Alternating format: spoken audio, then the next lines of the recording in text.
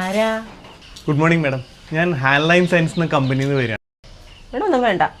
അയ്യോ മാഡം, ഞാൻ പ്രോഡക്ട്സ് വിൽക്കാൻ വന്നതല്ല. ഹാൻഡ് ലൈൻ സയൻസ് എന്നാ, ഹാൻഡ് ലൈൻ സയൻസ് ഹസ്തരേഖാശാസ്ത്രം. അതാണ്. കൈ നോക്കി ഭൂതത്തിന്റെ മാഡത്തിന്റെ ഭൂതം, ഭാവി, വർത്തമാനം എല്ലാം പറയും. അതും ഫ്രീ ആയിട്ടാണ്. ഫ്രീ ആയിട്ടാണോ? എന്നാ നോക്കിക്കോ. Thank you madam.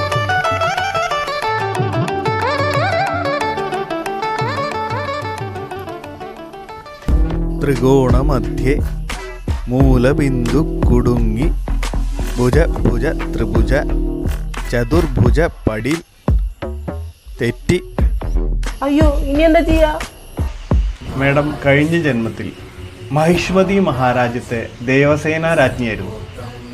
താങ്കളുടെ ഭർത്താവ് അമരേന്ദ്രൻ, അദ്ദേഹത്തിന് ഒരു ചേട്ടൻ ഉണ്ടായിരുന്നു, പൽവാൽ ദേവൻ.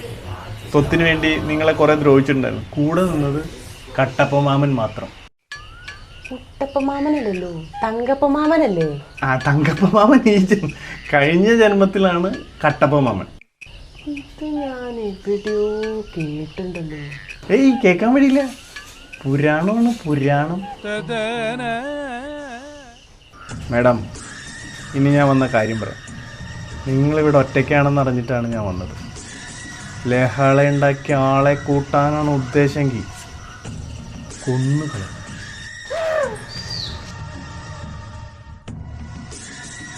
ഇതെന്തിനാ ഈ കണ്ണ് കെട്ടണേ?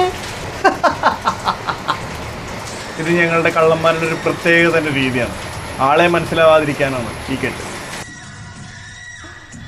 ഇതെന്തിനാ ഈ തുണി? ഇതും ഞങ്ങൾ കള്ളന്മാരുടെ ഒരു രീതിയാണ്. ഇത് മാഡത്തിന്റെ വായ മൂടിക്കെട്ടാണ്. വായ മൂടിയിടുന്നതിന് മുമ്പ് ഞാനൊരു കാര്യം പറയട്ടെ? വേഗം പറയണം. കണ്ടാ മമ്മൂട്ടിയെ പോലെയുള്ള ചേട്ടൻ എങ്ങനെയാ കള്ളനായി? മമ്മൂട്ടിയോ? ഞാനോ? സത്യം? പരമാർത്ഥം? വേറൊരു സത്യം കൂടി പറയട്ടെ? നടന്നു വരുമ്പോ ഞാൻ മോഹൻലാലാന്ന് വിചാരിച്ചേ. ആണല്ലേ? എനിക്കും തോന്നാറുണ്ട് ചില സമയത്ത് ഒരു മോഹൻലാലിന്റെ ഛായ. എന്നാ ലാലേട്ടന് ഞാൻ കുടിക്കാൻ എന്തെങ്കിലും എടുക്കട്ടെ? ആവാം. ചായ വേണ്ട, ജ്യൂസ് മതി. ഞങ്ങളെ പോലുള്ളവർ ജ്യൂസാണ് കുടിക്കാറ്.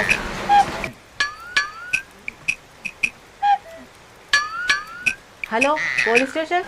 ബോധം കെടുത്തിരിക്കാം. മോശമായി എന്തോ ഉറക്കം വരുന്നു. മാപ്പ്